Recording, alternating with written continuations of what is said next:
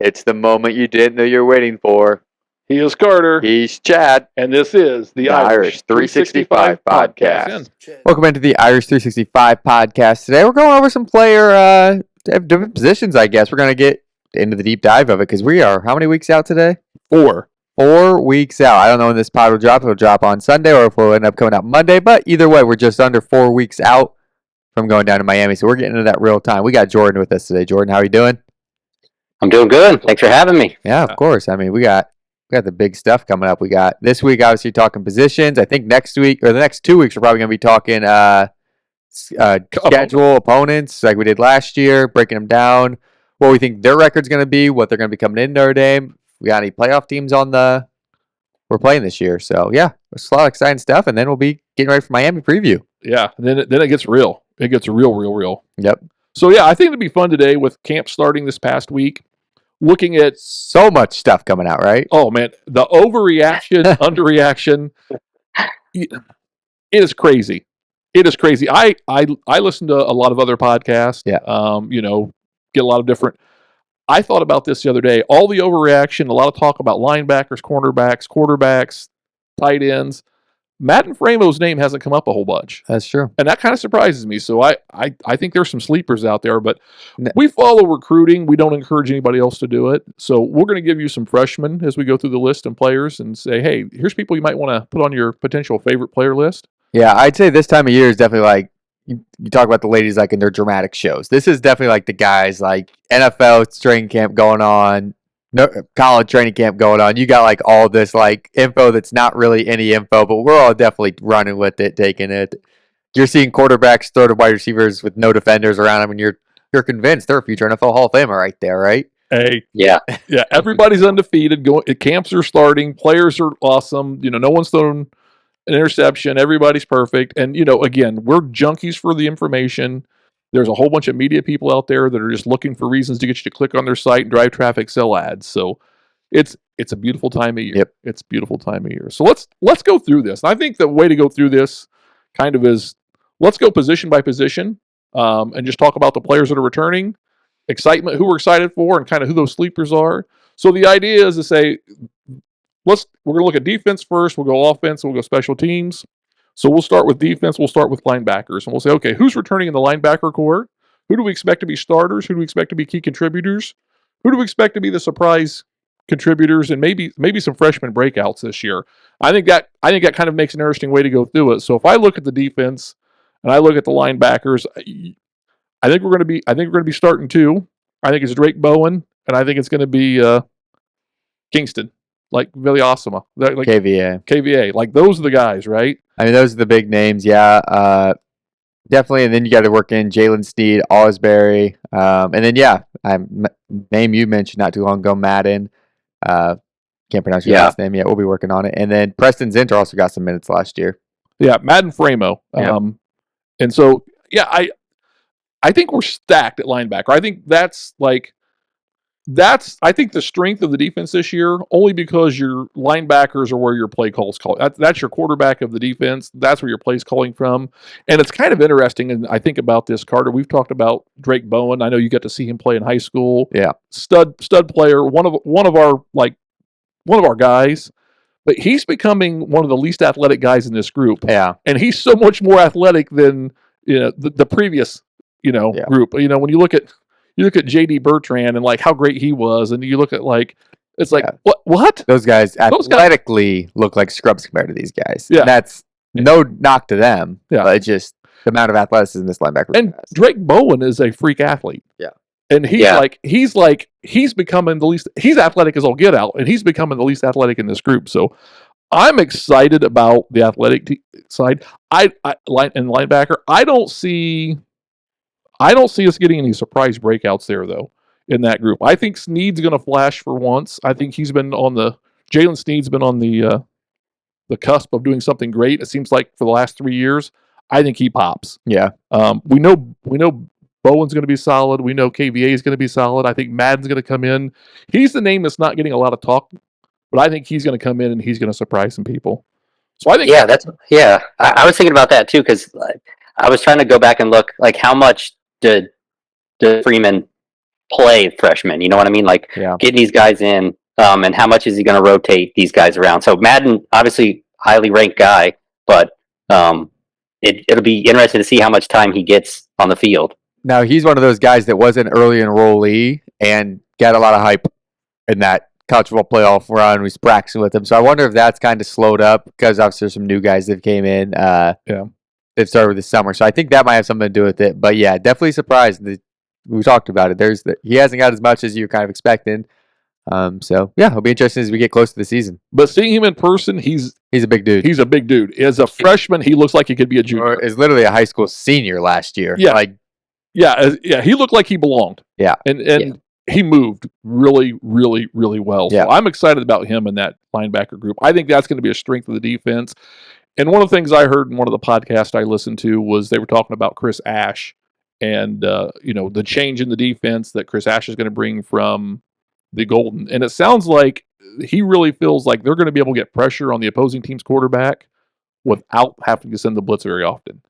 And if you're doing that, then you're going to be relying on that front line and you're going to be relying on those linebackers to make that happen. And I'm like, I could see it coming from the linebacker side. And yeah, the thing is, there could be 4 different guys that are blitzing and could easily get there. Yeah, it's not like you've got one guy that when he's on the field, you're like, oh, that guy's going to be blitzing the quarterback. It's going to be like, oh no, you could have literally 3 or 4 different of those guys out there, and any of them could go. Well, yeah, you could have blitzed any one of the guys 2 years ago, but Snead was probably one guy on the roster you thought could get home. Yeah, maybe Tyson Ford when he was on the roster, but now I'm like any one of those guys could go any given moment and bring it. So I'm excited about that group, and I think when you talk about that group and the excitement, and then you think about what we've got on the next level behind them, which is the safety.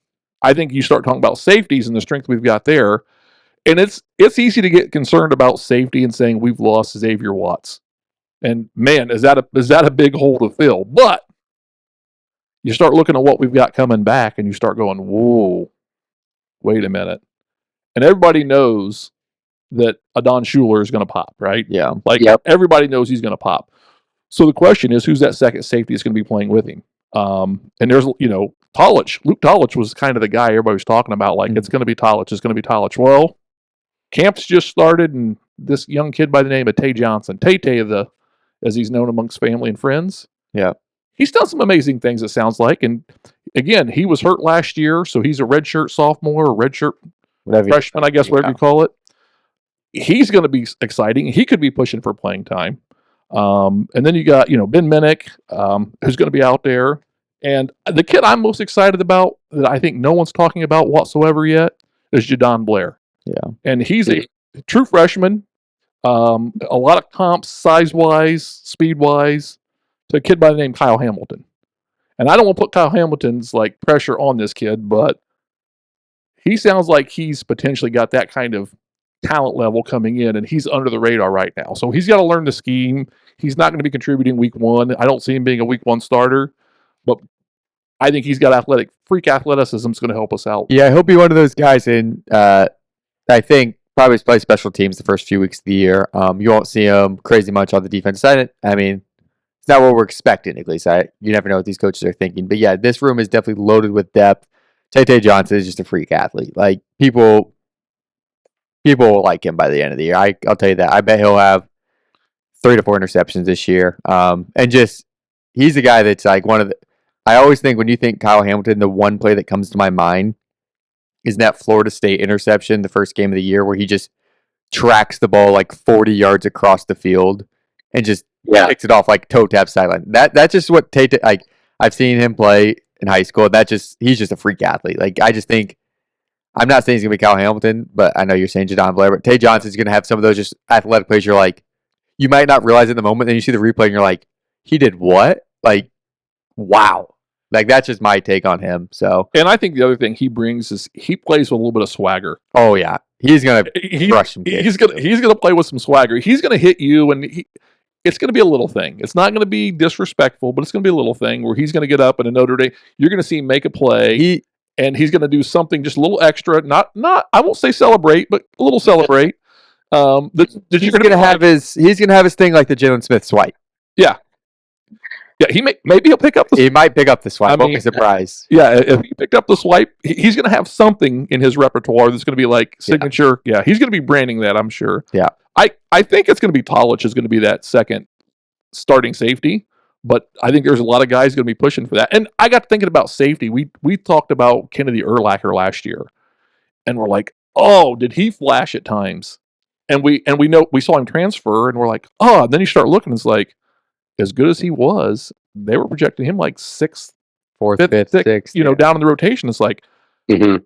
okay, what's that say about the five guys in front of him? Because Urlacher made some good plays, and you remember the name. Yeah, and because he's an Urlacher. I know Brandon Logan was also pretty highly recruited too in that safety room. It's a freshman this year. So I mean, I bet there's a few of these guys who'll be on special teams. They're just headhunt too, which will be fun. Yeah, that's right. And I was also looking at Stroman, who the transfer from Virginia Tech. Oh yeah, Is he their only senior in that room? He's a redshirt senior, so he's a senior. Yeah, he's got a lot of experience. Played decent last year for Virginia Tech, and you got to think if this is his last go around, you got to pick somewhere that you think you're going to play. So it was kind of interesting that he picked Notre Dame. So I'm interested to see how they use him and how they fit him in the rotation. Yeah, Notre Dame has had a couple of those senior safety portal guys not last couple of years, but 2020, 2021. I'm trying to think. They had Northwestern. I'm gonna blank the name, but yeah, Ford, right? No, Ford was running back. Anyways, but yeah, I mean, they've taken a couple of those guys in the transfer portal that turned out pretty decent. So at that safety position, so I definitely think it's a room that needs some of that senior leadership. So I think that's going to be a good addition. I mean, even if he's not on the field every down. Exactly. Yeah, someone that's been there to lead some of these young guys if they need to be some guardrails up. Yep. Yeah, but I also think like going back to the linebacker group, and you rely on that linebacker to be such a leader and the quarterback, if you will, of the offense or the defense. I think Drake Bowen's going to be really good at helping, and I think Adon Schuler had a lot of great playing time. So whoever's playing next to Adon Schuler in that safety, you're going to have some good leadership, I think, on the field. So Brandon Joseph there it is. Yep, yeah, I knew that was going to come back. But yeah, so the young guys in the safety room are freaking freak athletes. Yeah, and what are they? I think all of them are 6 foot plus in that safety room now. Yeah, which we had. And Jadon Blair's 6'5". Yeah, I mean, yeah, he's Kyle Hamilton numbers coming in. I mean, I don't want to say he's Kyle Hamilton in this play, but he looks a lot like Kyle Hamilton when you look at his size and his physicality in some of his films. So yeah, it's exciting to see that. And then you stack that talent on top of talent, and again, they're all young. I mean, yeah. And it's just crazy to see where they're at. And this just goes back, though. You expect the defense to be good because even though this is Marcus Freeman going into year 4 as a head coach, this is his 5th year with the program, and he was recruiting like crazy. Yeah, and this is a lot of that recruiting that he was doing as a defensive coordinator. Yep, those guys are really starting to get sophomore juniors. Yeah, to be able to contribute, and so, and then these freshmen are just building on, and so. And it's only going to get better, I think, from the defensive side because everything Marcus Freeman's been telling kids, and recruiting starts 2-3 years before the kid ever hits campus. Yeah, I mean, we're sitting here in 2025 talking about 2027. Yeah, like that's so far away. But what he's talking about to those kids and how we're going to play and how we're going to be a good defense and how we're going to go national championships. Yeah, all of that seems like this isn't just some coach telling me stuff. This is a coach that's doing it. Yeah. So he's got recruiting on a heater and he's got talent coming in. I don't think I've seen talent like this defensively at Notre Dame since probably late 80s, early 90s. And how many years in a row have we said this defense has gotten better coming into the season? How many years in a row has it been true? Yeah. Like that's the scary part. Like you can sit here as a fan and say, oh, this defense is better than last year, but it keeps freaking happening. Yeah. Yeah. And that's the fun part. Yeah. And then, so linebackers are freaking studs. Safeties are studs. And then we go to the cornerback room. Yeah. And, Christian Gray and Leonard Moore are going to probably be starters. Yeah. Those are your headlining names right there. Those are your big names. But there's a lot of good players in that group. I mean, somebody I've been big on is Carson Hobson. Yeah. Or Hobbs. You were big on it last year. He didn't get too many minutes last year. No, but I think he's got, just seeing some of his film, he's going to pop. I thought he was going to pop more last year than he did. Yeah. After Bima went down, I kind of expected him to, but I'm expecting him to be a step-up guy this year. Yeah. Obviously, the big name in the transfer portal, Devonta Smith from Alabama transfer, rocking the number 0 this year. I mean, that's going to be, you get a transfer from Alabama that's been a starter. I mean, obviously, that's going to be a big name, especially on the defensive side of the ball. Yeah. Yep. And anybody popping off in that cornerback room for you, Jordan? Well, you mentioned him earlier. So yeah, no, I think Osbury played some nickel last year. Yeah.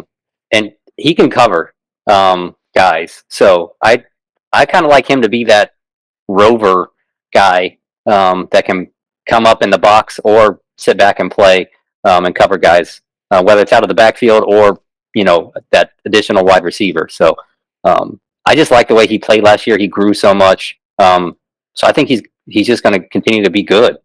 No one's going to go with Charles Dew after all the NIL hype at the end of the last season.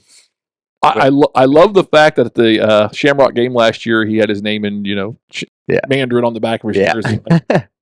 Yeah, I was hoping someone was going to go for him. But I mean, when you're wearing number 49 as a corner, it's kind of hard to get on the hype train. I'm going to be honest. And I'd like to get excited for Isaiah Dunn. Yeah. The walk on that is interning at ESPN and got to interview Coach Freeman and Jeremiah Love during the media week here a couple weeks ago. Yeah. But those guys aren't going to be. Those guys may contribute, but they're not going to be big-time contributors. I think the name that probably people ought to know in that cornerback rotation is the freshman coming in as Dallas Golden. Highly ranked recruits. Was recruited as an athlete. There were some schools recruiting him as a wide receiver. Mm-hmm. And when I hear, okay, you're recruited as a wide receiver, you transition over to the defensive side of the ball.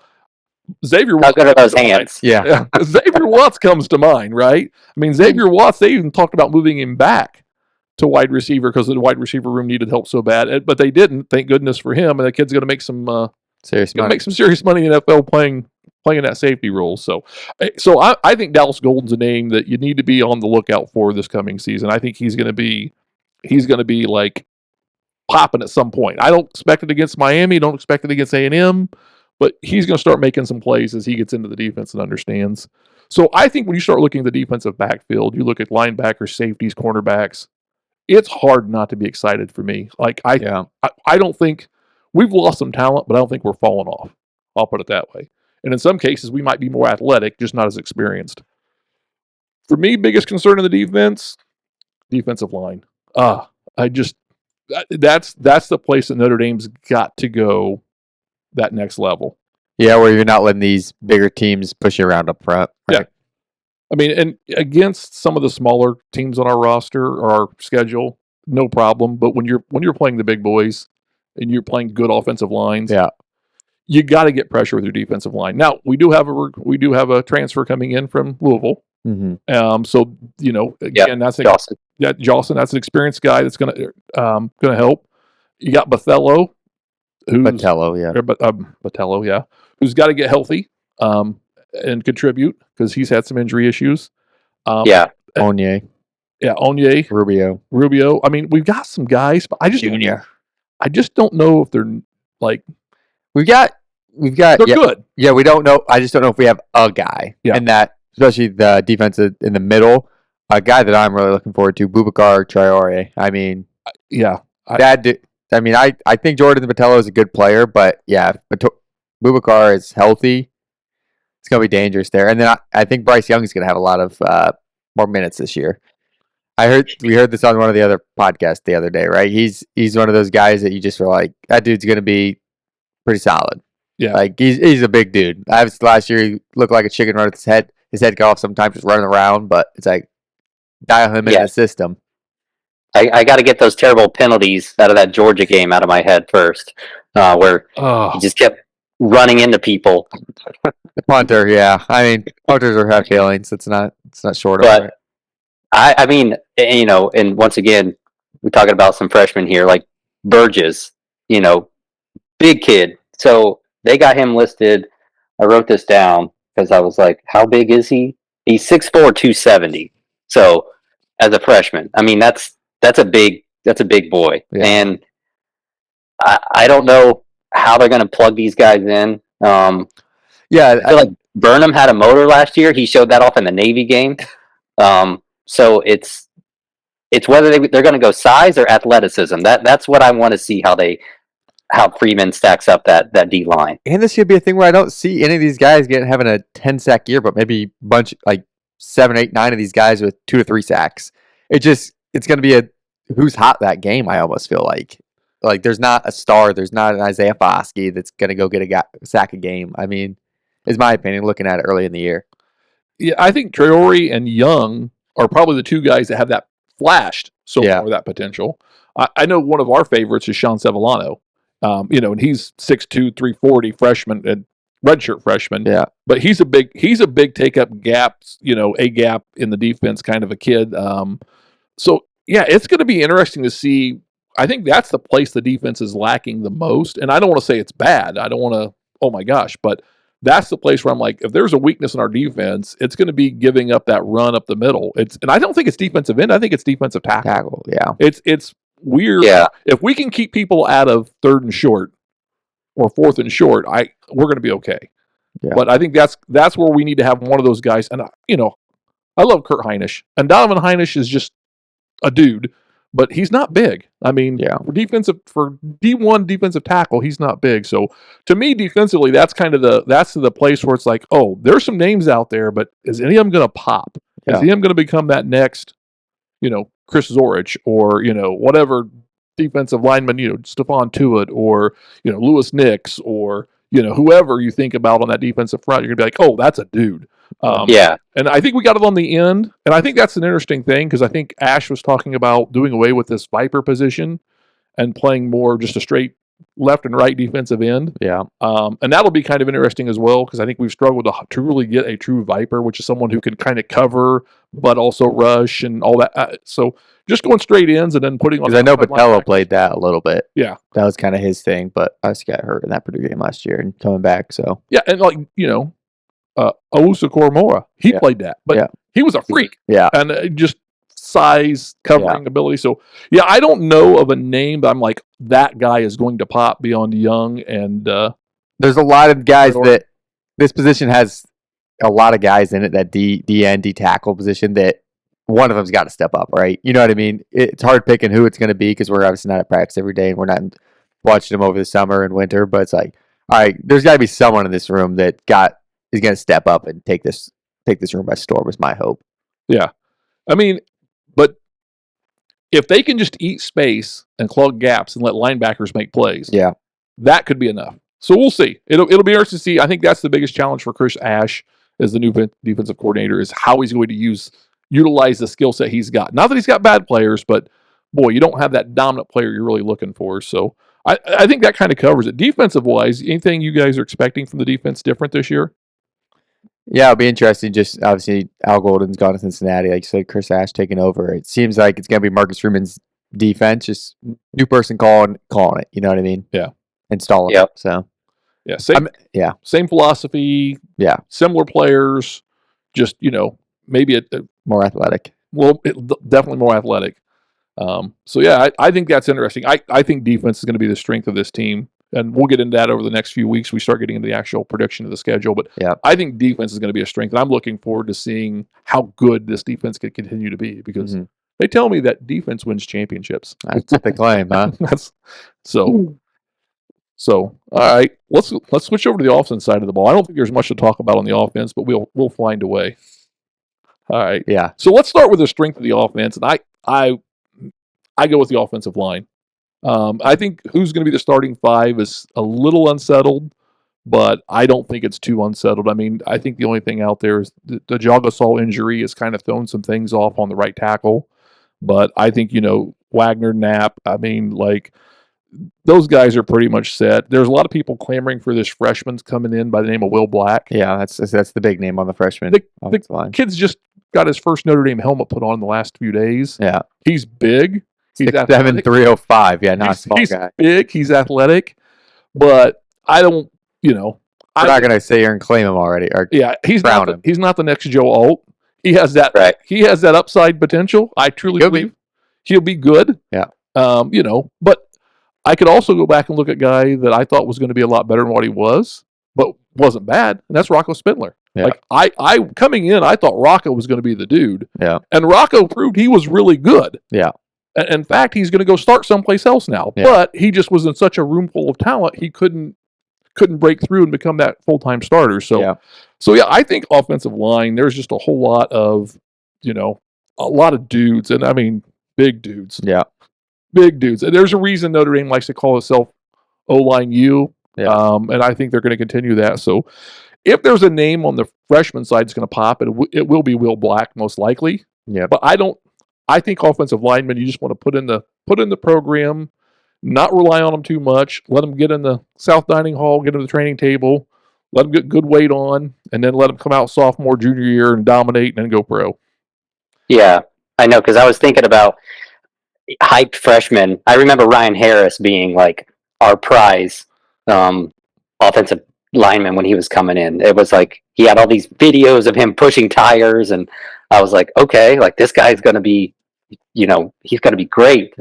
And he had a good career, and now he's Notre Dame radio announcer, so he's parlayed that. But that's kind of the last time I could think of an offensive lineman that Notre Dame brought in with a lot of hype. So yeah, I mean, it's just one of those things where I honestly don't know a lot about offensive line play. Just don't. It's just not a thing I do. And so, but it's just like I'm not worried about it. It's made Notre Dame. Whoever's up next is going to do good. That's not a problem normally, right? Listen, offensive line play is pretty simple, Carter. Block, right? It's if it's a running play, you just run over the guy in front of you and you push him. You enforce your will on him. If it's a passing play, you just stand up and hold your ground. Yeah, it's that easy. Just that easy. Yeah. And when you're 6'8", 350, it's a whole heck of a lot easier. Yeah. That's all I know. Yeah. And then you're I can tell you when they're doing bad. I can't do that. Yeah. When they miss the block, usually the biggest problem for a big lineman is getting low. Yeah. That's because defense. Well, one is good defensive tackles, good defensive ends are usually athletic as all get out. Yeah. And they usually have no problem getting low, and they're usually quick. Yeah. So, me running backward is not nearly as fast as me running forward. Not that either's fast. But obviously, someone running at you full speed forward, and you've got to take a step back. But the other side is when you're that big, you just reroute them around the side and get an extra half second to the quarterback. Good things can happen. Yeah. So, no, I think the offensive line, I think it's going to be pretty much set. There might be a little shuffling, but it's offensive line. You got to just there's potential injuries going on. Yep. I always get worried about the taller you are, the harder it is to get low, the more susceptible you are to getting hit in the legs, even if it's not intentional. So we saw that last year, and I think that's a risk we're going to have this year. So we'll just have to wait and see. But I don't expect anybody to pop off the page unusual or any new names to pop off with outside of Will Black. So then So we can talk about what they're going to do first, and that's run block. Because I think this team's identity is going to be running. Do we have anyone in the running? Run. Should we just skip this one? Come back? Anybody? Man, one, just half a guy, one guy. Yeah, exactly. We got the guy, right? We had the best running back. Dude, there's two seniors on this team that are running backs, and I feel sorry for them because there's no chance those guys ever see in the field. No, I mean, yeah. So obviously, Jeremiah loves the guy. Like, no doubt about that. Not just Notre Dame guy. He's the guy. The guy in the country. Yeah. Best running back in the country. And I'm trying not to put too much on him and project too much. I just need him to be just. All you gotta do is what he did last year. Average 6.8 yards a carry or something. That's just that easy. Yeah. Just do that again. That's fine. But I don't know if you saw this, but they were talking to Den Brock. And they had interviewed Love, they interviewed Payne, and there was actual conversation about two back sets. Yeah. And Love sliding out to the slot. And Jeremiah Love's like, I just feel like get me the ball in space. That's all I need. I'm like, that dude's I believe you. Get you the ball in space. He has the potential to have a season like Reggie Bush in 2005. Yeah. Heisman season. I mean, he just does. That's literally what we talked about last year. This is by far the best running back prospect I have ever seen at Notre Dame. Absolutely. It's just the most. We've had some good running backs, but it's no one's been this athletic though. This is literally Jeremiah Love is like a freaking USC running back you would have seen 15 years ago. It's the best way to describe him because he's just so athletic. He is literally like a Reggie Bush prospect, and to me, you know what I mean? He's just so good. I'm so excited for this year for him.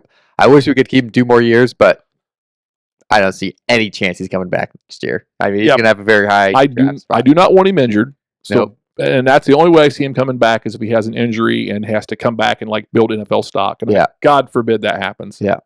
And if the guy has the season he's capable of having, he better go pro and make that check because he'll be a top 5 pick. No, I don't know. Running backs aren't that valued, but Gentry didn't go top 5. Yeah, but I don't think. I think he'll be Love he'll be a top 15 pick. Definitely, but I could see the right team taking him in the top 5. Just depends how it works out in the draft. Yeah, but he's gonna make money. We think so. Good for Jeremiah Love. I think that becomes the most interesting question: is Price? Yeah. Is Price the guaranteed number 2 back? Yes. Yes, he is. All right. So who's RB3? That's the question. And I don't even know if we're going to get into RB3. I mean, Coach Seidler's talking about like not going as deep in the rotation. Yeah. But we know Aeneas Williams is good. Yeah, I was going to say there's going to be the games, though, that I think we're going to be up quite a bit. I think this offense is going to be scoring points. I feel like that's been a trend here recently. There's going to be a Purdue game where we're going to have 45 points, 50 points, and it's like, all right, well, no point in having Price and Love in there anymore. I mean, we got to get some other guys some experience.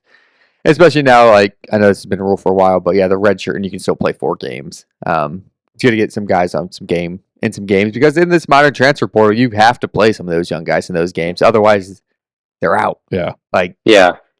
They need some minutes. They need something. Otherwise, they're going to transfer. That's just modern college football. So, of the group, and we'll just run through it: Love, Payne, Price, Williams, Nolan James Jr., Kedron Young. Yeah. Who's the guy that you think pops off this year? The guy that flashes, because they're not gonna take over in a starting role unless there's like major injury. But who's going to be the guy that's going to get flash in those late games? Jordan, you want to take that first then? I mean, I like the flashes that Aeneas Williams showed last year. Yeah. He can catch the ball. He had some tough runs. It's just he hides behind Love and Price. I mean, and honestly, I just don't know what to think of Young just yet. So he is, yeah. By default, I just have to go with Aeneas Williams. Yeah, I was gonna say I like Kedron Young a lot. I mean, he's just a physical dude that just will run through you. You know what I mean? Like, that's my take on it. But have you seen his weight this year? Yeah, I was gonna say he's up 40. Yeah, he's underestimated like-ish this year size wise. Oh. Yeah. Size wise, so we'll see if that translates. But I think Aeneas Williams probably is going to work his way into a slot role a little bit too this year. They got to get him on the field, and yeah, he had some big catches, especially like you think of the Orange Bowl. He had a big catch. It's like, and if you're talking about two running back sets, he could be mixed in there as well, coming out of the backfield for passing. Could you imagine having Jeremiah Love go out to the left and Aeneas Williams going out to the right on a pass play? It's like, good luck linebackers to cover that guy. Yeah, exactly. I don't know. Pick your poison there. So yeah, I mean, definitely I think Aeneas Williams is gonna have to get on the field. We're gonna have to get him on the field somehow, and I don't think it's gonna be handling the ball too much. I think he's gonna get in the passing game, is my opinion on it. Yeah. See, and I keep coming back to Jabron Payne. Like, because Jabron Payne was supposed to be the starter and then got injured. And like, the dude's talented as all get out. So if his health is where it needs to be, he's got to be in that mix, and he's got to flash. Yeah. But will he? I think he's a guy who has that potential. I mean, I think Young has that potential. Williams has shown that already. Yeah. And Nolan James Jr., that's another dude that I think big time recruit could start flashing really early as a freshman. So running back is in really good hands. And I saw this the other day. It's going to be in good hands for a little bit. And it's going to be. And I think we and I talked about this a while back, Carter. I don't know if you guys saw this on social, but there was I think it was Ole Miss that posted it. It might have been Logan Diggs that posted it. But it was like this hype video for Logan Diggs going into Ole Miss. And I'm like, what? Yeah. He's still playing? Yeah. Like, I remember when he transferred out thinking, oh my gosh, we've just lost this great freshman. And it's like, oh wow, we're so. Yeah, I would take him. Yeah, but I don't miss him. I'll put it that way. Like, we've got a lot of guys in that room. So, yeah. But yeah, I was shocked to see he was still playing. I thought, man, this just seems like such a long time ago. Yeah. But I know he had some injuries and some different things. So, again, strength of the offense, offensive line, running back. I ain't worried about none of that. Yep. I'm feeling good. So let's go into the areas where I'm not feeling as good about. You guys tell me. Tight end. Eli Raritan. Got to have a big year, right? Got to stay healthy. Got to have a big year. That's the big name. Cooper Flanagan, another one of the guys that's got to do something, right? He hasn't. I saw a stat the other day. It's like the Notre Dame starting tight end goes to the draft or gets drafted, right? And in the top 5 rounds, the last 10 starting tight ends or something stupid. Yeah. Like it's just an insane run. So it's just like it's almost like you say, like you don't know who you assume it's going to be Eli Raritan that steps up out of this group, but it's like one of them is it's Notre Dame tight end. I mean, Yeah, well, Raritan did the media social tour, right? Yeah, In New York. So you got to say they're feeling good about Raritan. yeah, He's got to be the guy you're most comfortable with. That question is who's that second, third tight end? yeah, And I think Ty Washington's kind of interesting because that's a guy that highly recruited. Denbrock liked him when he was at Cincinnati. Didn't get him, and then he's kind of like now he's transferred over to Notre Dame. So is there something there that in a skill set I'm not familiar with because Yeah. I'm not that familiar with him. I haven't dug that into him, but I just know he came over and it's like, And is he actually wearing number 7 this year? that's the rumor. I was gonna say, that's just such a weird tight end. I That's a weird number for a tight end, but I mean we're rocking it. I mean, cool. Yeah, I mean, hard to say. Yeah. Hard to say. But yeah, I tight end wise, but we didn't utilize the tight end as much last year as I thought we should have. Yeah, and I think that's Yeah. what's got me a little nervous because obviously we have a new quarterback, and it seems like a lot Notre Dame tight end has been just as like a check down go to guy. You know what I mean? Like right. if you got nothing else, you got Michael Mayer, you got who insert name, right? You've got them open. Even if they're not open, they'll go catch the ball. So yeah, I mean, I think that's the interesting one with this group. It's like, all right, who's going to be that guy? Because we got a brand new quarterback. Usually the tight end's like our safety net. Like no matter what, that guy's going to be open. But is that being replaced with a running back check down? Yeah, maybe. I mean, we Right. used to our safety net was our tight end. Is it becoming a running back? Yeah. Check down. I mean, it may be just the evolution, and I guess if I have to sacrifice a dominant tight end for Yeah. a half dozen stud running backs, Yeah. I'll make that sacrifice. Yeah. But I don't know. I don't know where we're going to go in the tight end side. I got to see how we utilize tight ends this year, I guess. Yeah. But I think Raritan's the guy, and then kind of who else? Flanagan could be, Kevin Ballman could be. I just don't know. So Yeah. we'll see. I kind of agree. I think looking at kind of the depth chart and looking at these guys, I don't know what the expectations are. It's like, are you going to have these guys more of a blocking tight end because we're going to be so run heavy? Yeah. And like you said, if you're able to check down, I would rather have a running back Yeah. get that ball than I'd rather have a first, second round pick running back in the NFL draft than first, second round draft tight end. I mean, they've been fun, but Yeah. Agree. Yeah. Get Aeneas Williams the ball in space. Yeah. Right over Eli Raritan in space. I mean, it's nice to have that big tight end, but also I think the tight end plays had to compensate for wide receiver play. Yeah. Which I think makes a nice transition. So we got our 4th year of improved wide receiver. Yeah. Yeah. 4 years in a row. You know how we talked about the defense just keeps getting better every year, and you're like, no way they get better every year. Wide receiver's the opposite. You're like, please keep getting better. They couldn't every they year couldn't go get anywhere better. could they? Yeah, we got to get better, wide receiver. So I think the name, and Jordan, you're probably as familiar with him as anybody, Malachi Fields. Yeah. I mean, everybody's has all the intangibles, right? Yeah. I mean, he's the guy, right? I mean, he's the transfer, he's the senior, he's the 6'4", he's 220, he's like, good route runner, great hands, like. Okay, we may have a go-to guy on the boundary, which we haven't had a go-to guy. I mean, we've been playing slot guys on the boundary because we don't have a boundary guy. Yeah. So that's exciting. I mean, we know Great House and Fasan are going to be. I see those are going to be the household names for Notre Dame fans. Obviously, Great House has huge expectations after that playoff run. I mean, he had a decent year last year, but let's not hype up his entire year. No, like he had a great playoffs. Yeah. Like, and that's. I mean, biggest players step at the biggest times. Don't get me wrong, but it's like he didn't put together like this great season. He had a fantastic playoff run, stepped up at the biggest time. But yeah, it'll be interesting to see if he can put together a freaking whole year. And I think it does help him having those other guys, though. Yeah, because you can't key on him. Yeah, right? like if it was him and Faison, I'd be like, oh man, like Greathouse has to be the guy. Like he's gonna have some double teams sometimes because But I think that's going to help him big time this year. Yeah. Yeah. Yeah. And you got something else on it, Jordan? Well, so I was going to joke with you guys that this was kind of an unknown for me, but after I was digging through and looking at, I feel confident now in these wide receivers. I don't know. No.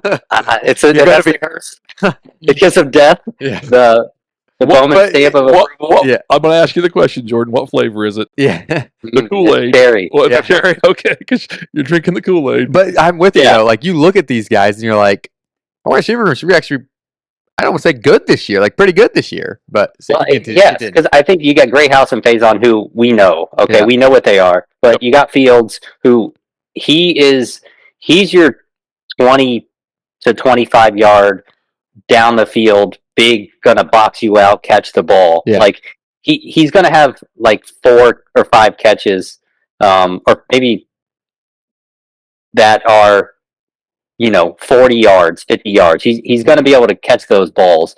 But Pauling is the guy that I've been looking at, and kind of digging through him. And I think he's going to be our possession wide receiver. I think in 2023, I was looking up, he caught 74 balls at Wisconsin. Yeah, that's averaging 6 catches a game. At Wisconsin, how many times do they throw the ball up there? Like I say, they're known for their vertical attack, right? Right. So, I think he's going to be your if you need a possession, you need a 4-yard, 5-yard, and I know we did that with Faison or Greathouse. Yeah. But on a third down, if we need a catch, like he's going to be available. And if Fields is drawing more attention, that just opens it up more for Pauling and Greathouse, I think. Yeah. So it's amazing what 2 of the right kind of transfers in that wide receiver room can actually do to make your confidence go up. Because like I'm like Carter, I'm like I like I like Greathouse, and I like Faison, but I'm like I just don't know if those were 1 and 2. Like if those guys and nobody else, how comfortable I feel. But it's like, oh, you add Fields, you got Pauling. Yeah, I'm starting to want to drink of that Kool-Aid too. Like our wide receiver room's going to be pretty decent. And then you look at some of the young names out there. I mean, KK Smith, mixed reaction there. But then there's names you recognize that they're freshmen, and you're like, oh, Jerome Bettis Jr. Yeah. Yep. Whoa, wait. I mean, how bad can he Bettis? How bad can he be? Yeah. And then Elijah Burris, Plaxico Burris' son? Yeah. Whoa. This kid's probably been running routes since he's 6. Yeah. Like better than most high schoolers. I mean, so you get excited about that. And then, Micah Gilbert's a name out there. And of course, the kid that's a freshman coming in. Sweet name. I think I know who you're going for here. Cam Williams? Oh, no. I was going for Scrap Richardson. That's a sweet name. I like Scrap. Yeah. I like, but I don't know much about Scrap Richardson, but I love the name. I'll tell you all you need to know about Scrap Richardson. Fast. Okay. See, love it. Fast. Mm-hmm. Love it. Like speed is that kid's calling card is speed. So I see him playing like Golden Tate. Quite honestly, from what I've heard on him, Golden Tate's freshman year, he's legendary. Like converting over from running back to wide receiver. Yeah. And he's like, I don't know how to run routes. She's like, just run the fly route. Yeah. And like one of my favorite Golden Tate stories is he's running against Purdue. He's in the game and he's running down the sideline. He looks over at the offensive side of the ball and Charlie Weiss, and he says, "They can't cover me," as he's running down the sideline. And it's like, I don't know if that's true or if that's just legend, but knowing the Golden Tate personality, it's like that may be true. And then, of course, like his sophomore year, he learned a couple of different routes, and there were some student shirts that's like, same guy, still new tricks, but still fly. And like I showed different routes. So Scrap is fast. I don't know that he's a polished route runner, but he is fast. I think you're going to see him potentially play some special teams, punt return, kick return. But if you got the ball at 3rd and 40, and you want someone to just blow by some. If that offensive line has 4 holdings in a row, he might be your guy. But the guy I was going to say is Cam Williams. Yeah, Cam Williams is the 5-star recruit coming in.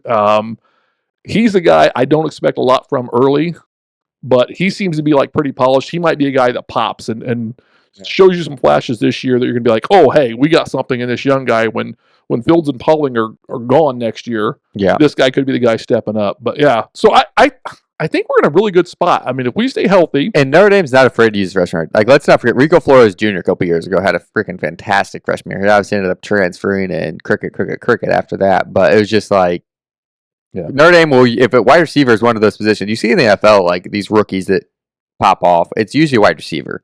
Like, I think that's a position that you can come in and make an impact pretty quickly. So, well, I think it's because wide receivers play so much 7-on-7 and stuff that, it's about being fast and getting open. It's not about, you don't have to be physically dominant. It helps, but yeah. Yeah, I mean, you don't have to be. Yeah. Like, if you are, great. But if you can create separation, and of course, the other side of that comes into it is a quarterback that can get you the ball. Yeah, so I think we're all ready for this one. I mean, we want to hear about Tyler Buckner. We didn't get to talk about him in the wide receiver. That's right. So we want to get back to we lost our best wide receiver. Yeah. Now he was our 5-star quarterback. Yep. Again, he's our quarterback. Started for Alabama, won a national championship in lacrosse. We all want to get back to him, right? That's right. He's played in 3 national championship games and won one of them, right? Didn't he play the national championship game in Alabama? Made the playoff. Did they make playoff? I don't know if he. Maybe they didn't make. Maybe semifinal. I don't remember the year. I'm going to be honest. Yeah. Anyways, but he's a winner. Yeah, finds a way on your team. He's a winner. Finds a way to get the job done. So, yeah, I like Buckner, not as a quarterback. Like he's a good running quarterback. I mean, if we need to repeat the Riley Leonard, first half of last year where we just run the ball, Tyler Buckner can do that. Yeah, but we'll get into him in a minute. We'll get the specialist though. Yeah, he's a quarterback. He's the quarterback. Yeah, he made it. QB10. Yeah, let's go.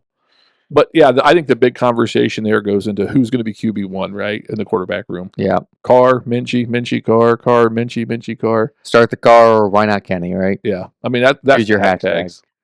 So and everybody listening to this podcast is probably on social media and probably listen to other podcasts. And they probably have heard all the overreactions that have come out. I find it absolutely entertaining because I think we've been told in the indie media world, if you're listening, we're not in the indie media world, but if you're listening to indie media and people who are in that world, they've been telling you it's CJ Carr since January. Yeah. I mean, after national championship game ended. Oh, actually, some of them have been telling you since Riley Leonard committed that the year after is going to be CJ Carr. Yeah. You know what I mean? Like, so now, is that a smokescreen? Is that their honest belief? Has Kenny Minchie closed that gap? I mean, has CJ Carr got there and said, you know what, I'm the guy. I don't have to work any harder. And Kenny Minchie said, I've got to prove myself. I've got to do. Who knows? Is Kenny Minchie more what Denbrock wants in a quarterback as far as ball placement and I mean, and I think again we talked about this before. Kenny Minchie is a slightly better running than CJ Carr, but don't sleep on CJ Carr's ability to run. Yeah. And CJ Carr might be a little more polished as a passer, but don't sleep on Kenny Minchie's ability to pass. I think Kenny Minchie's got a stronger arm. Yeah. He just sometimes puts a ball where he shouldn't because he's so confident in his arm. But I wouldn't just say confident in his arm. I don't know if anyone saw this quote the other day, but Kenny Minchie says he's not just the best quarterback in Notre Dame. He thinks he's the best quarterback in the country. And if I have a quarterback, we talked about Tay Johnson earlier, a little confidence. I don't mind a little bit of swagger from my quarterback if he's going to back it up. Yeah. And, and everything I've heard about Kenny Minchie, he's a locker room guy. People in the locker room, I've told a story before. Like he called up Notre Dame and said, hey, you need a quarterback, I'll come. Last minute, left Pitt, came to Notre Dame. Grew up a Notre Dame guy. And in fact, Henderson, Tennessee, same high school as Golden Tate. Yeah. So, I mean, didn't mean to make that call back in there, but it did. So I'm a big fan of Kenny because I like the way he throws the ball. I think he's got that just cannon of an arm and can put it places. And I thought the thing I heard out of camp that I liked the most after the overreaction was, CJ Carr threw 3 picks and Kenny Minchie threw 1 was, okay, well, the ball that Kenny Minchie threw was like, he didn't even see a Don Schuler back there when he threw it. It was like, clearly he didn't realize Schuler could cover that much ground and get it to him. And Don Schuler was smiling when he caught it like, Kenny, I can't believe you actually threw that ball. Yeah. And then CJ Carr had 1 bad throw and then 1 freak play by Tay Johnson. And I don't know how, I didn't see it, but I'm being told like Tay Johnson shows off 36-inch vertical and snatches the ball one-handed out of the air. Yeah. And then the third one was it hit the receiver, bounced, and then kind of tip drill. Receiver's hands almost off the ground. So it's okay, Carr threw 3 picks, but really one of them was probably on him. The other 2 were what were we saying about this defense, right? Yeah, It's good. it might be the best defense in the nation. Like, it's got to be top 5 defense in the nation. Like, We'll very be- few people can argue that. We'll be top 5 defense in the nation, and we may have an underperforming defensive line, Yeah, which makes the secondary just that much more impressive. And it was the same way last year. I mean, our defensive line wasn't terrible, but wasn't awesome. And it's like, okay, but you still had one of the best defenses in the country, and we're going to be there again.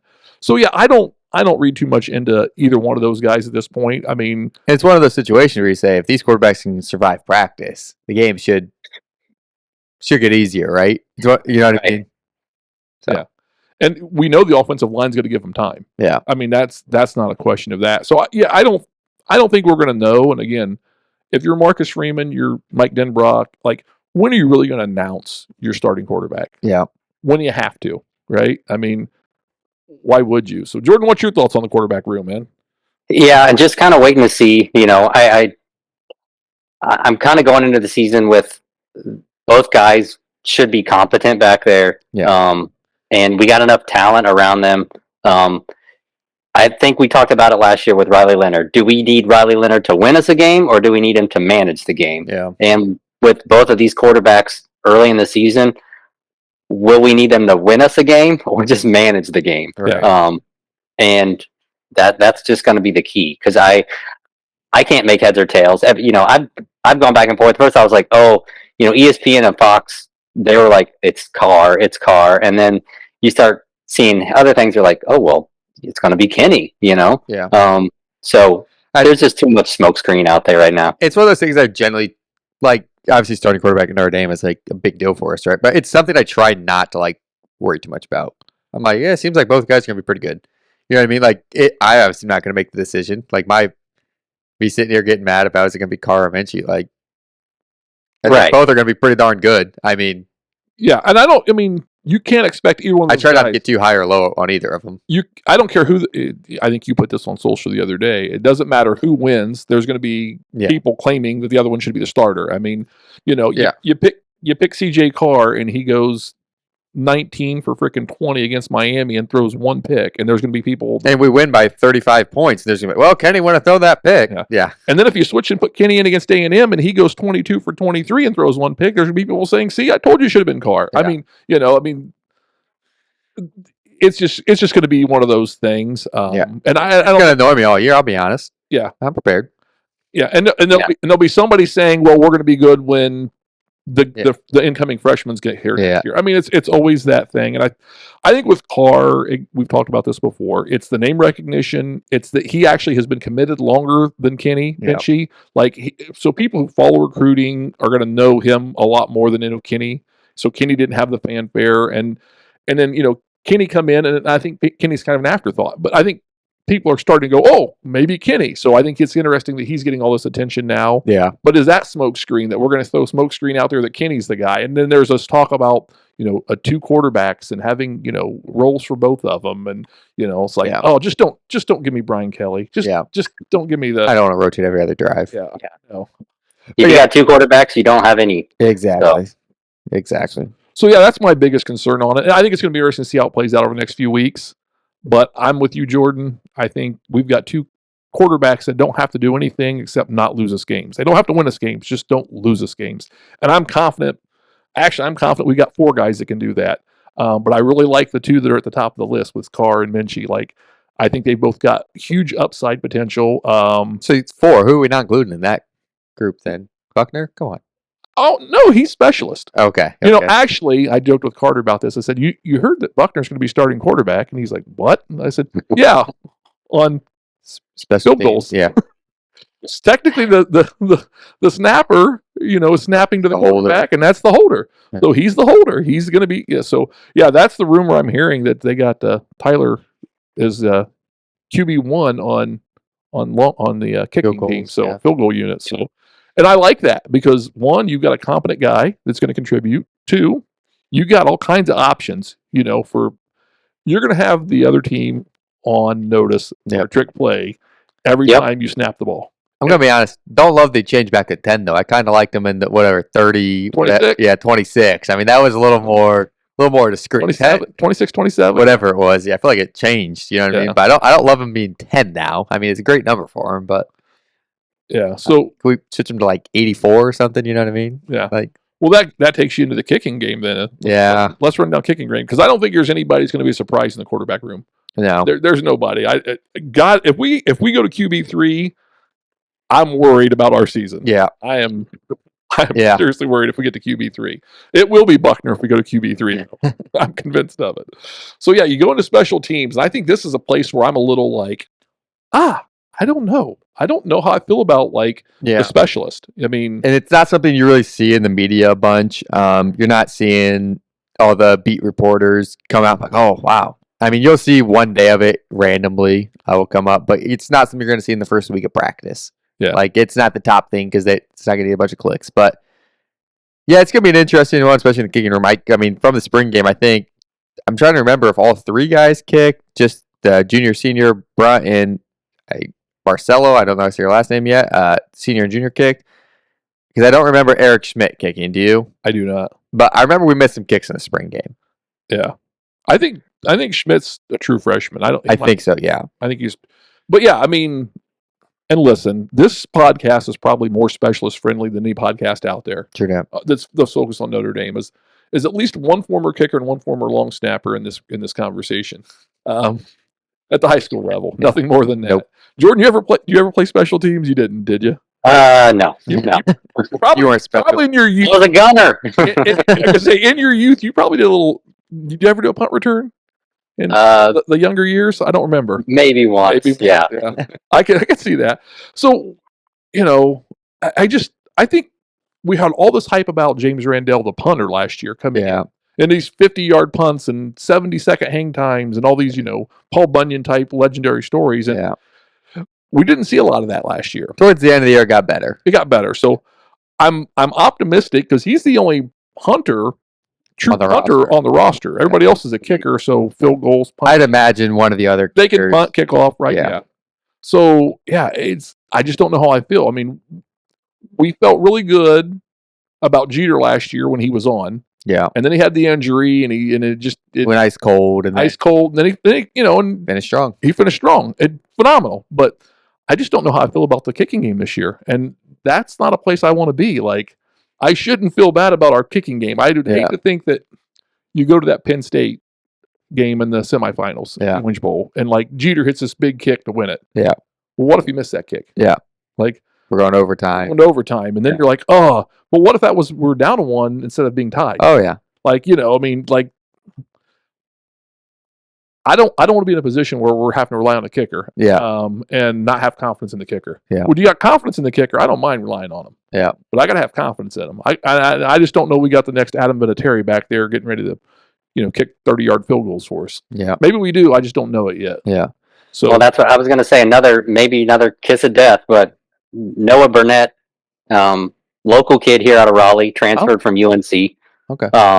So I think he's a senior this year. He was a junior last year at UNC, but he was a wide receiver, defensive back, local kid, but he could also kick. He's an athlete, but I looked at his stats.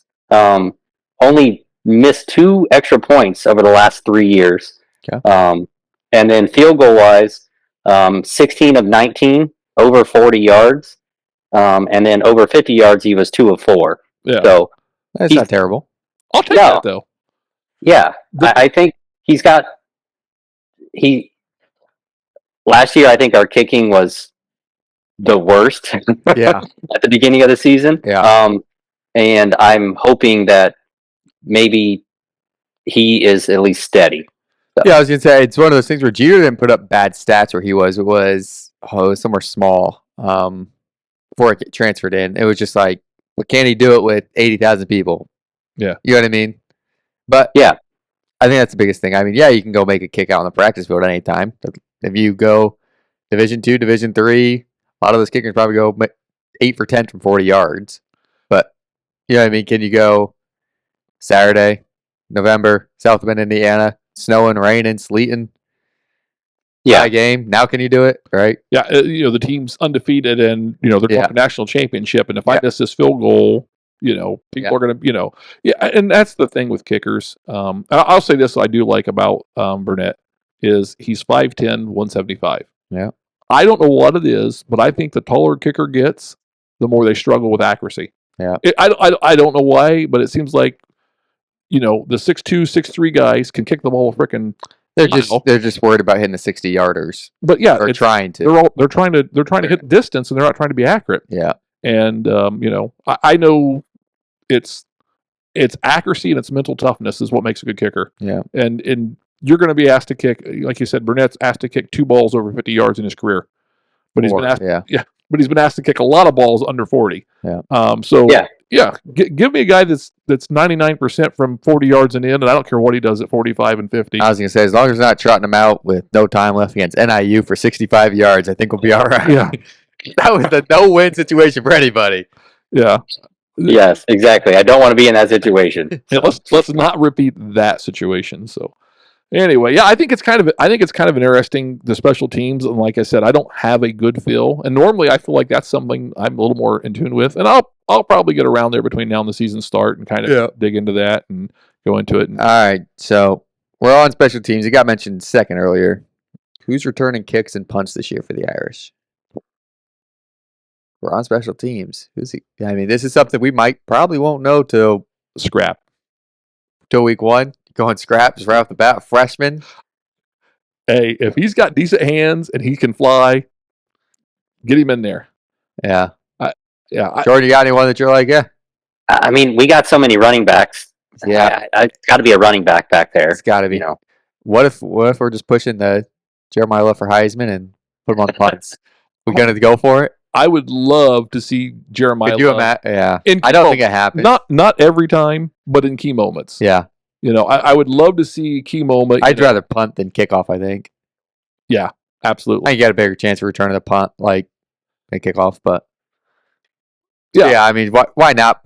I don't think it'll actually happen, but yeah, if we put Jeremiah Love back there in some punt situations, would be just awesome. Imagine the highlights we got last year, just on his. Now give him the ball 8 to 10 more times in the season. You know what I mean? And let him get a full head of steam running at somebody. Yeah. Was Greathouse doing it last year? I'm trying a little bit. I think Price was a little bit. I think kickoff, and then Greathouse was as well on punt, I believe, sometimes. I think it was rotation. We've gotten away from it's the true freshman walk-on. Fair catch. Yeah, fair catch. Draw a name out of the hat, and you're going to fair catch this all year, and we're going to love it. Your job is to go back there and fair catch the punt. Yeah. Nothing else. John Goodman. 260 legend. Let's not forget. I love Tom Zibikowski returning punts. Give me that big old free safety. That's what I'm saying. Maybe Tay Johnson back there. Get him return some punts. I don't know. Get some freak athlete back there. Tay Johnson would be electric back there returning punts. Yeah, get someone back there. Yeah, I mean, if he's not going to be starting safety, get someone back there that's going to go return something, because having an electric special teams return game is just always has you on the edge of your seat. It was fun, like the block game.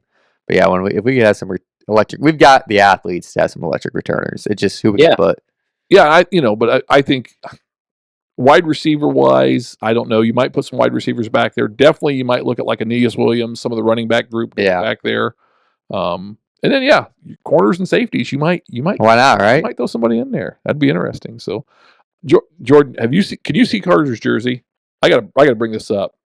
25. Okay. Can you see the gold outline on that number? Shining a little bit there. Yes. Shining it off. Yes. Notre Dame has just irritated the crap out of us with their jersey game in the bookstore. And they had those beautiful Shamrock jerseys last year with the reflective gold. Terrible for watching the game. You could hardly read the number, but they looked great in the bookstore. They looked great on the side of the field. Yeah. Then the bookstore comes out with this like bronze, like not gold. You're like, Yeah. So we were in the bookstore on Friday. Actually, I think it was kind of interesting because we were on campus on Friday. Yeah. And there was a little bit of a buzz. 4 weeks out, there was some buzz. There was people walking around doing the stadium tour. Yeah. It was like students aren't on campus yet, but there's some people here. Yeah. Little energy in the air, I think. Yeah. Come off national championship appearance, that'll happen. But they have got some solid jerseys in the bookstore. The fan jerseys have got a lot better. And I know people aren't screen print jerseys. They're not a fan of this that I'm wearing right now, but it's more my style. It's just a little more comfortable than the stitched ones. I got it on the X. They don't have the blue in the in the stitched. Yeah. I'm assuming because of this. But I think it's the ND logo. They couldn't do that in the stitch. Can't get that all gold in the stitch, but the white and the green, they both have the stitch with the gold, The reflective gold stitch. Looks They very pop. good. They pop. They outdid themselves. They've actually reached the bar this year. They've done what they're supposed to do.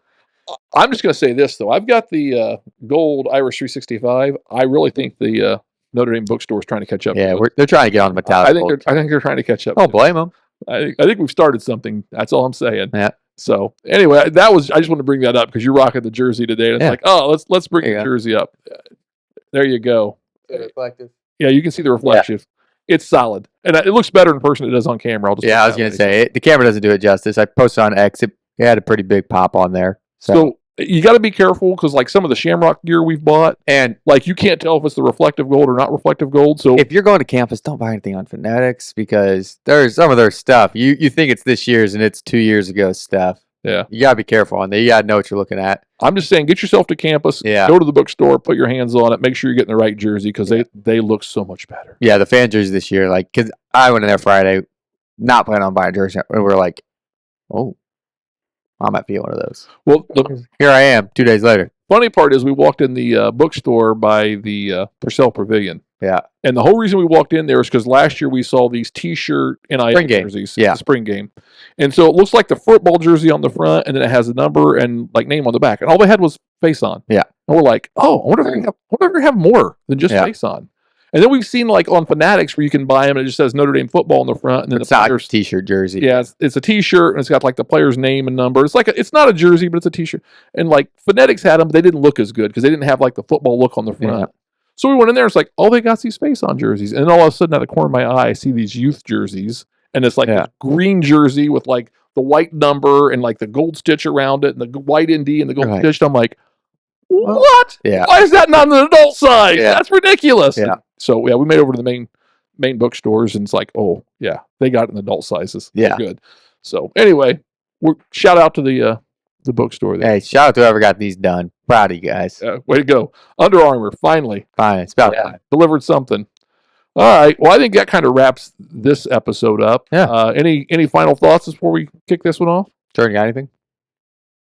No, as I was running through the roster, it was just kind of funny. You don't know how bad I want Lambert to be good on the offensive line. Like, when I see these big, huge guys with height and weight, but he just can't stay healthy. He was going to be my sleeper, but I just don't know if he's going to get much playing time. So you got to say the same thing about Jagasol. He seems to have this unlucky. He's got to get over that. Like, he's huge, he's awesome, but I need him for more than 2 games a season. Yeah, you got to be healthy. Yeah, you got to stay healthy. Yeah. So, and that's going to be the thing this year. I think injury. Can we stay healthy this year? I feel like we had so many injuries this year, and that I think having so many injuries last year made us feel even more confident about this year because we saw so many of these guys that probably wouldn't have been playing very much that had these giant roles and led us to a national championship. And now they're like, oh, that guy's a sophomore or a junior or a senior. Can we stay healthy this year? Lots of reason to be optimistic about the 2025 Notre Dame football season. Yep. And what we're looking at is the 2026 postseason. Yeah, so, we'll be back next week breaking down schedule, probably the next 2 weeks. Last year was a 2-part episode for us because it's one of those things that it takes some time. We'll be breaking down opponents' records, their over-unders. We'll be telling you what we think they're going to be coming in Notre Dame. It's going to be fun. Yeah. Maybe me and Jordan will have some preseason props for you, huh? Let's go. I know. Maybe. Let's go. Maybe, huh? Got to load my account back up with Yeah, I know. I'm losing. Yeah, I took after soccer ends in the spring, about middle of May. I get off the old DraftKings or whatever sports book. I shouldn't say the name till about August, and now we got to get some preseason props out there. So it's an exciting time. Yeah, I agree. Loads of potential in the bank account coming. Right. That's right. just like every other team in the NFL and college football, everybody's undefeated right now. Just a couple wins away from being filthy rich, All right. Well, Jordan, appreciate you jumping on with us. Yep. We look forward to talking to you again next week, and we'll go play by team, man. Yeah, and that's always a fun exercise. That's one of my favorites. I'll be honest. That was my favorite episodes last year, and it gets you ready for the season. So, yep. All right. Yep. Like, subscribe, come back next week. It's going to check us out on X. There you go. We hope you enjoyed this episode of the Irish 365 podcast. You can find us wherever you get your podcast. We are on YouTube, X, Instagram, and Facebook. Just search for Irish 365 Pod. And you can always reach us at our email, irish365pod@gmail.com. Good night. And God bless.